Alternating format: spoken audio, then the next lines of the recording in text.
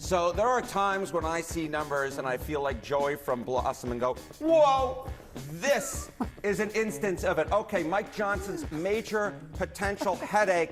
It's the smallest majority at the start of a first session over 100 years. Because keep in mind, a lot of people will try and say, okay, you know, back in 1931. But keep in mind, the first session then didn't start actually until, I think, December.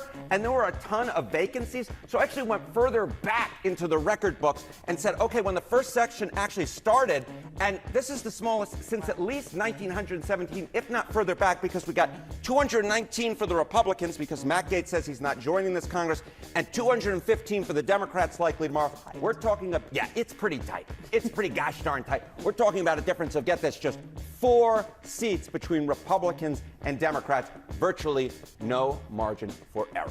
So how easy would it be for Johnson to lose on the very first ballot? Yeah, okay, so let's do some math.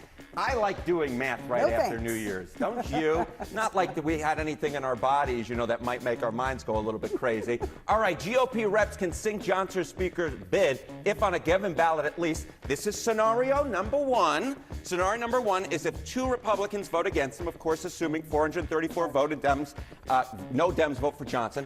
Or scenario number 2, 1 Republican votes against him, votes against Johnson, and 2 abstain, i.e. vote present. So it's either 2 or 3, the most likely scenarios of Republicans that can sink Mike Johnson. And at this particular point, either of these ones look like a real possibility. And we know, because we just talked to Congressman Auchincloss, that no Dems plan on voting for Johnson. Correct. So that is a scenario. It's either of these 2 if that holds true. Correct. All right, recent history.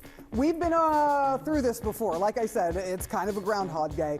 What are you seeing in the last couple of times this has happened? Yeah, so the idea that Republicans might go against the speaker choice of the majority of the Congress ain't something that seems that crazy given the last 2 races, ballots it took to elect the speaker. You go back to January of 2023, 15 ballots for Kevin McCarthy, the most since 1859-60, and the first multi-ballot race since 1923. And then in October, we were like, let's do it all again. It took 4 ballots to elect Mike Johnson, and actually took more days for the Johnson one than the McCarthy one. We were talking over a week.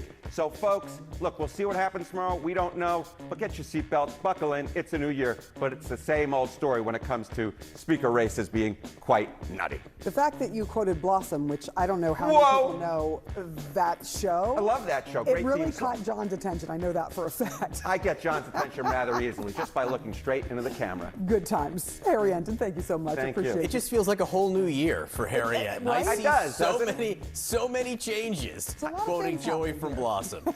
All right. Happy New Year to you both. You as well.